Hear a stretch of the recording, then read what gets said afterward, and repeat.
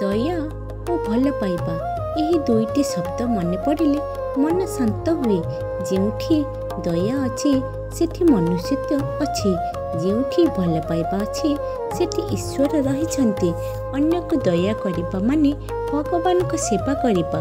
दया किछि देवा को दया कहती ताहा नुहे, यह हेउछि अन्यर जंत्रणा को अनुभव करिबा, तांकर दुख को निजर दुख भाबी देखिबा।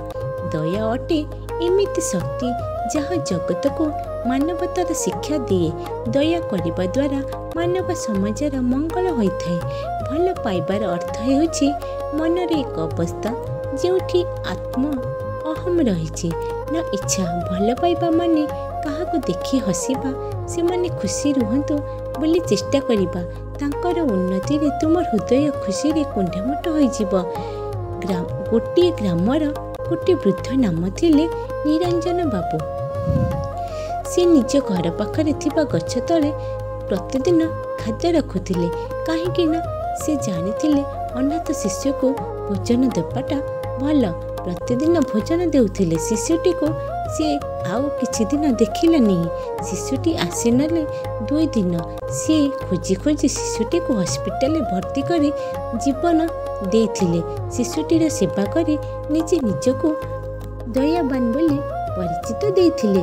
मानव जीवनर सबठारु शक्तिशाली अस्त्र हेउछि दया।